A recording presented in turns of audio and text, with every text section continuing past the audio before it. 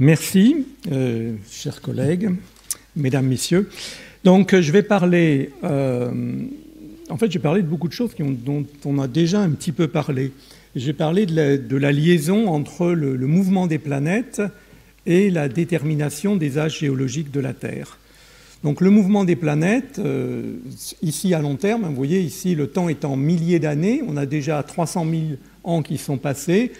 Les orbites planétaires bougent, se déforment en raison des perturbations mutuelles entre elles. On voit ici le plan des orbites qui bougent. Et tout ceci induit une variation de l'insolation à la surface de la Terre et du coup une variation du climat. Et cette variation du climat va être enregistrée dans les sédiments terrestres. Les principales composantes, c'est ce qui est décrit par la théorie de Milankovitch des climats. C'est ces variations, donc ici, de l'excentricité de la Terre, avec des périodes de 100 000 et 400 000 ans, la précession de l'axe de la Terre qui va changer le moment où se passe l'été ou l'hiver. On a ces oscillations à 20 000 ans et des oscillations de l'obliquité de l'axe de la Terre à 40 000 ans. Donc ça, c'est... Et vous voyez qu'on a ici des variations de 20% de l'insolation dues à ces changements, ici à la latitude de 65 degrés de latitude nord, dues à ces changements astronomiques, donc dus au mouvement des planètes. Et ceci, on le retrouve dans les archives glaciaires. Donc vous voyez ici, en dessous, c'est l'insolation, donc ça c'est le mouvement des planètes en fonction du temps. Ici, c'est la carotte de glace, un indicateur, ici rapport isotopique oxygène 18, climatique, par rapport à la profondeur. Et on voit très bien la correspondance des maximums. Donc, à partir du moment où on fait cette correspondance, on peut établir la chronologie de cette carotte de glace en fonction du temps. On peut le faire, j'ai pris cet exemple sur la glace parce qu'il est particulièrement frappant, mais ça marche aussi pour les sédiments, pour des sédiments anciens. Là, on peut prendre l'exemple d'un forage profond océanique, c'est des forages de plusieurs kilomètres de profondeur. On a un sédiment dont la couleur varie en fonction du climat. Et si on prend cette carotte, là on a des morceaux d'1,50 m qu'on les concatène ensemble. Ici, c'est la même chose concaténée. Et vous voyez la correspondance des bandes sombres avec ces pics d'insolation calculés. Donc ici, c'est le mouvement des planètes. Et ici, c'est le sédiment, donc l'archive géologique. Donc vous voyez bien qu'en faisant ça, on va pouvoir dater les sédiments. Ici, 11 millions d'années, 11,9, 12 millions. Donc la chronologie est établie par les lois de la mécanique céleste. On vous a montré tout à l'heure l'échelle géologique qui est adoptée par la Commission internationale de stratigraphie. Ici, j'ai pris la toute dernière. Et en fait, vous voyez cette échelle géologique avec les différentes périodes et des dates qui sont données. Alors quand on la voit comme ça, on a l'impression que c'est quelque chose qui est parfaitement immuable. Mais ce qui est intéressant, c'est de regarder que le fait que ce n'est pas, c'est pas si bien connu que ça, on le voit en regardant dans le passé comment on variait un peu les dates de ces différentes chronologies. Vous voyez bien, au cours du passé récent, tout le monde n'était pas d'accord sur ces différents âges. Ce qui est intéressant de voir, c'est que la période du néogène, ici celle-là, la plus récente, jusqu'à 23 millions d'années, depuis 2004, elle est calibrée astronomiquement, c'est-à-dire par la corrélation dont je vous ai parlé entre les données géologiques et la solution astronomique. Donc ça, c'est calibré par la mécanique céleste. Donc vous voyez, c'est une revanche un peu de ce que Noël Dimarc a présenté, où la seconde, qui était astronomique, a été maintenant accaparé par les physiciens. Et là, on voit le contraire. On avait une datation radiogénique et qui est repassée du côté astronomique. Bon, ça, c'est pour les premiers 23 millions d'années. Et en fait, on a maintenant quasiment l'extension de cette calibration astronomique sur l'ensemble du Paléogène jusqu'à 66 millions d'années, la limite entre Crétacé et Paléogène. Alors, pour faire ça, il faut une solution astronomique. Il faut une solution astronomique qui tient la route sur plusieurs dizaines de millions d'années. Et il faut aussi des données sédimentaires qui couvrent tous ces âges. Donc les données sédimentaires, vous voyez, c'est par petits morceaux, je ne vais pas les détailler. La solution astronomique, on cherche à faire ce qu'on peut faire de mieux possible. On a construit une solution complète qui est ajusté directement au mouvement des planètes en prenant toutes les données des sondes spatiales, toutes les données historiques. On fait ce qu'on peut faire de mieux pour essayer d'avoir la solution la plus précise qui pourra aller le plus loin possible dans le temps pour faire ces calibrations géologiques. Et en fait, ce n'est pas possible. Ce n'est pas possible parce que le mouvement des planètes est chaotique. Le mouvement des planètes est chaotique, ça veut dire que l'erreur est multipliée par 10 tous les 10 millions d'années. Donc tout de suite, on sait qu'on ne pourra pas aller au-delà de quelques dizaines de millions d'années, et on a précisé ceci récemment en montrant qu'en raison des mouvements des astéroïdes majeurs que sont Cérès et Vesta, qui sont tout petits, mais qui ont un mouvement tout à fait chaotique, on ne pourra jamais trouver le mouvement des planètes au-delà de 60 millions d'années. Vous voyez, ça, ce sont plusieurs solutions du mouvement, d'une composante du mouvement de l'excentricité de la Terre.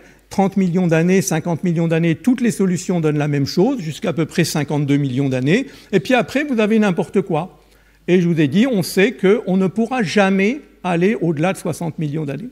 Donc là, c'est ce qu'on peut faire le mieux actuellement, et on sait qu'on ne pourra pas aller au-delà.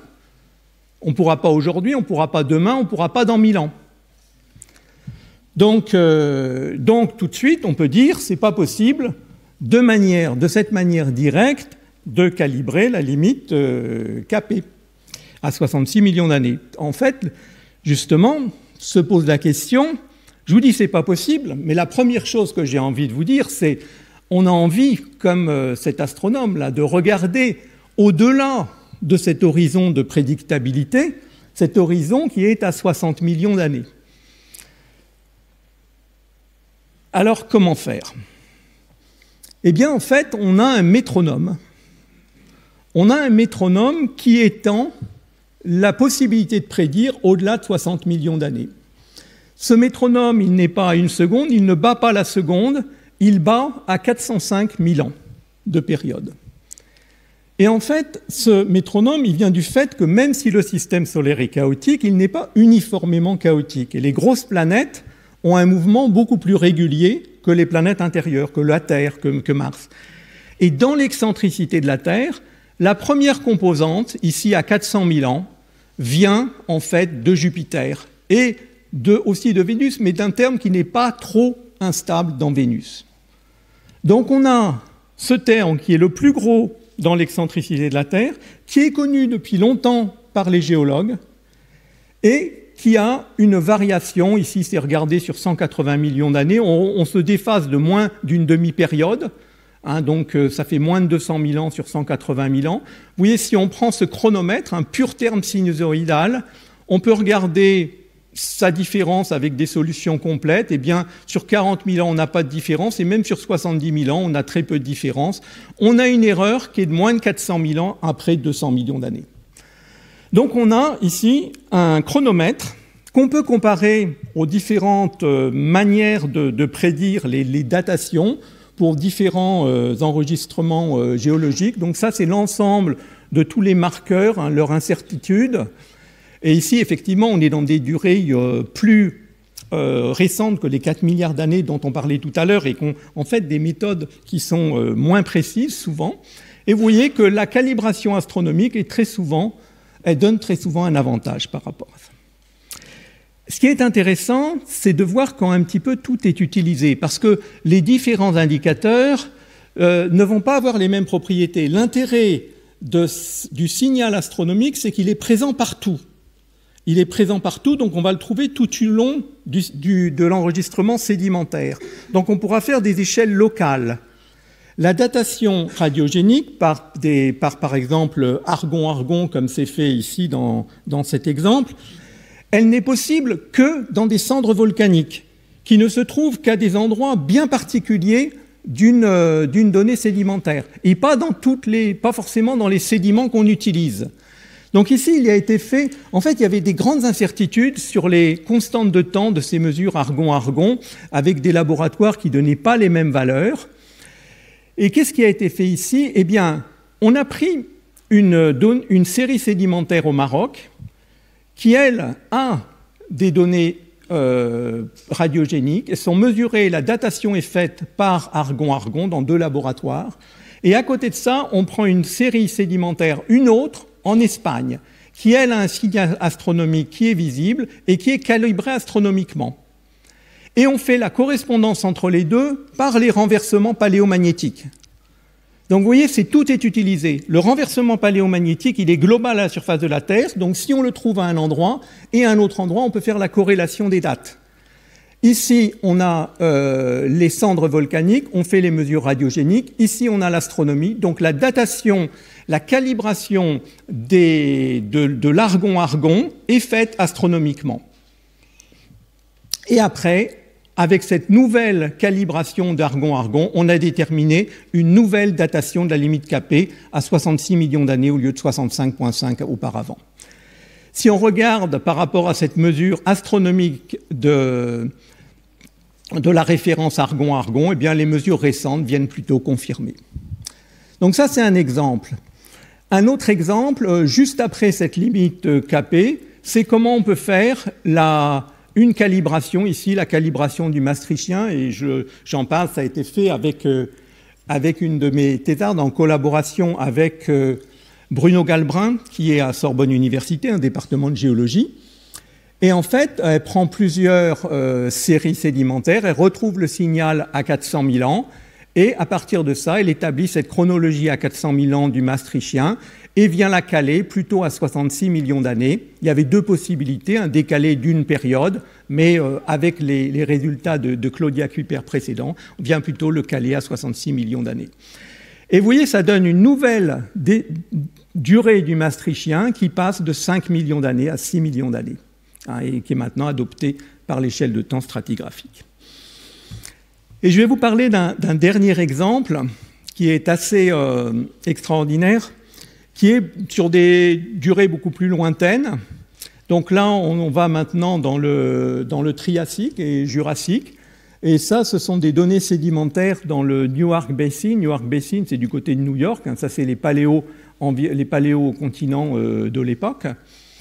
Et on a, en fait, Paul Olsen, il y a longtemps, a fait un forage avec il y a 6 km de forage, 6 km de carottes comme ça, avec des empreintes de dinosaures, hein, des poissons, tout ce genre de choses. Et ici encore, on va effectuer les datations avec une combinaison de plusieurs méthodes entre les mesures absolues radiogéniques, la corrélation des carottes qui va se faire par le paléomagnétisme et la datation astronomique. Donc vous avez ici, ça c'est le forage du Newark Basin. Donc lui, on a un signal à 400 000 ans astronomique fort. Donc tout le long de ça, on a des cycles à 400 000 ans qui sont visibles. Mais il y avait un seul point de référence, avec une datation fiable, qui était celui-là. Et en fait, donc récemment, ce que Kent Olsen et collaborateurs ont fait, c'est un forage dans le plateau du Colorado, où ici, on peut trouver des zircons, on peut trouver qui permettent une mesure uranium-plomb précise. Donc il y a une datation précise ici. La corrélation entre les deux se fait par les renversements paléomagnétiques et ça a permis de confirmer la stabilité du terme à 400 000 ans, y compris dans les données anciennes, ici à 200 millions d'années. Et alors, il y avait quelque chose d'assez extraordinaire dans ce forage. Donc ça a confirmé la fiabilité un petit peu de l'analyse astronomique du Newark Basin. Et il y avait quelque chose d'extraordinaire dans ce bassin, c'est qu'il y avait une période qui actuellement vaut 2,4 millions années, et dans ces sédiments, on l'a trouvé à 1,7 million.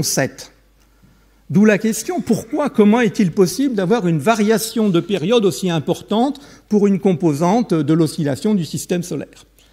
Et en fait, ceci peut s'expliquer parce que justement le système est chaotique. Et si je regarde une dizaine de solutions, je regarde la composante à 2,4 millions, qui ici, dans plusieurs solutions, vaut 2,4 millions, hein, sur à peu près 60 millions d'années. Elle ne bouge pas beaucoup au début, enfin elle varie, mais toutes les solutions ont à peu près la même variation. Et puis après, vous voyez, ça donne n'importe quoi. Et donc voilà la valeur en vert obtenue dans le Newark Basin.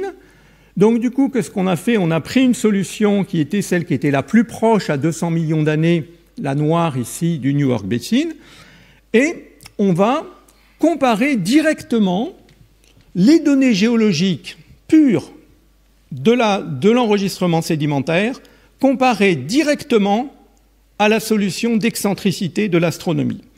Et on trouve en fait quasiment les mêmes termes. Vous voyez, ça, ce sont les périodes qu'on trouve. Donc cela, c'est normal qu'on trouve la même chose puisqu'on l'a choisi comme ça. Celui-là, c'est normal puisque c'est calibré. Les données géologiques sont calibrées avec ce terme à 405 000 ans. Mais tous les autres, vous voyez, qui apparaissent aussi, et qui apparaissent dans les tout premiers termes, aussi bien dans l'enregistrement sédimentaire que ici dans l'excentricité, sont excessivement comparables, alors qu'ils sont beaucoup plus différents de la solution actuelle. Ceci permet d'identifier toutes les composantes de l'excentricité et du coup d'en déduire les valeurs il y a 200 millions d'années de ces composantes de l'excentricité. Donc ça veut dire qu'en gros, on n'est pas capable, par le calcul et par la condition initiale présente, de retrouver par la mécanique céleste la valeur, la position, en gros, l'état du système solaire il y a 200 millions d'années, mais on peut le retrouver dans les données géologiques, et ça, je trouve ça tout à fait extraordinaire. Et le retrouver avec une grande précision, parce qu'ici, on a plus de relations que celles qui permettent de déterminer les valeurs, et on peut faire du coup des relations de consistance, et vous voyez, ces relations de consistance sont vérifiées avec une précision assez hallucinante. Et ça va être ma dernière transparent. En fait, mon dernière, oui, on dit slide, donc c'est la transparent, image, ma dernière image. Vous voyez, ce qui était déjà extraordinaire, c'est de pouvoir utiliser le mouvement des planètes pour calibrer les données géologiques, mais ce qui est encore plus fantastique, c'est d'utiliser la géologie comme une nouvelle fenêtre pour comprendre l'évolution passée du système solaire. Et c'est vraiment quelque chose qu'on va essayer de faire de plus en plus. Je finis là mon exposé, mais ce n'est pas de ma dernière slide, parce que je ne résiste pas au plaisir de vous montrer les photos prises il y a 5 jours sur le plateau du Colorado avec Paul Olsen à la recherche d'un nouveau site de forage ou à l'occasion d'un workshop. Donc ici, vous voyez, c'était le 16 mai, donc il y a 5 jours. Et je vous remercie.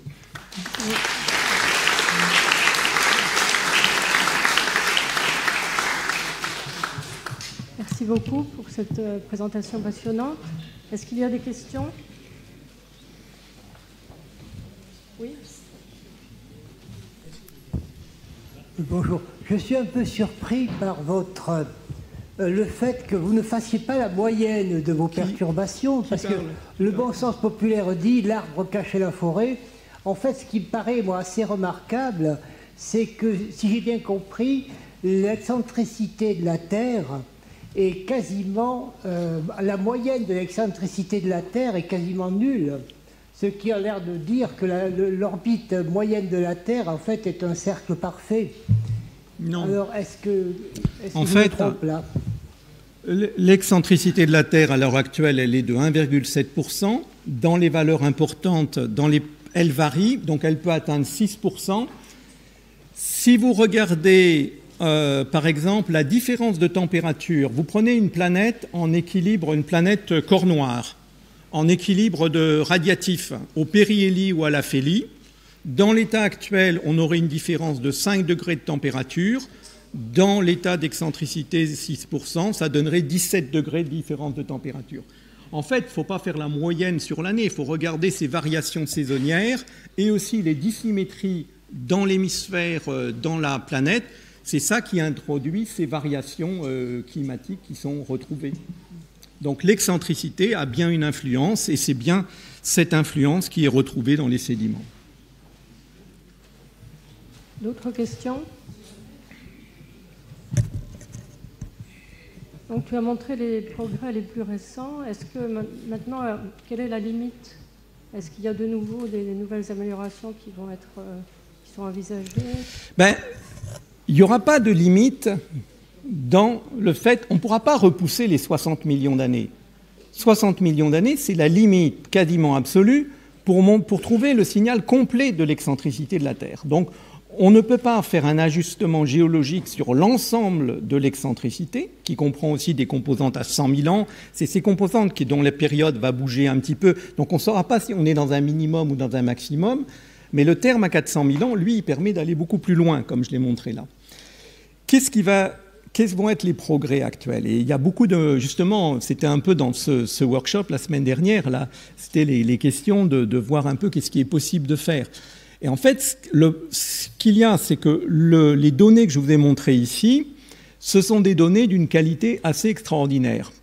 Le problème, c'est de trouver d'autres données de ce type. Il y a un certain nombre de données très longues, il faut des données sur des durées très longues, il y a des données de ce type, mais pas de cette qualité, donc il y a vraiment tout un mouvement pour essayer de trouver des nouvelles données géologiques, mais ça va venir, c'est vraiment aux données géologiques et trouver aussi des nouvelles méthodes d'analyse de ces données pour vraiment passer d'une analyse qualitative à une analyse quantitative et qui permettent de vraiment avancer dans ce sujet et j'espère, je vais enfin, en tout cas m'investir dans les années à venir sur ceci et j'espère qu'on va avoir un étudiant en thèse qui va travailler directement sur ce sujet parce qu'il y a vraiment une attente de la part des géologues. Merci beaucoup. Donc maintenant, je passe la parole à peut-être une dernière question, un mot de ça veut dire en fait qu'il faut trouver des grosses séries sédimentaires sans lacune de sédimentation qui sont... Oui, trouver, ou alors des fois s'il y a des lacunes, mais s'il y a plusieurs séries, dans certains cas, les séries peuvent être combinées, hein, c'est dans les forages, mais c'est ça, c'est des séries. Il faut que ce soit à long terme, parce que là, des fois, on cherche aussi des signaux à plusieurs millions d'années, parce qu'on a le terme à 400 000 ans, mais la période intéressante qui est trouvée ici, c'est celle à 2,4 millions qui a la modulation de ce 400 000 ans. Donc pour trouver des termes à 2,4 millions, à 1,7 million, il faut des séries de minimum 5 millions d'années, 10 millions d'années, en fait, et toutes n'ont pas, et des séries utilisables, c'est-à-dire avec un signal astronomique dedans, avec une sédimentation le plus continue possible. Les données de Paul Olsen, ce sont des données lacustres. Ce sont des sédiments lacustres, mais il y a aussi des données de sédiments marins qui sont très propres, marins en eau profonde. Donc, il y a aussi l'idée de faire maintenant des forages en haute latitude, haute paléolatitude. Donc, il y a un forage qui est envisagé dans l'Yungar Basin en Chine, qui était à une paléolatitude de 65 degrés de latitude nord. Voilà.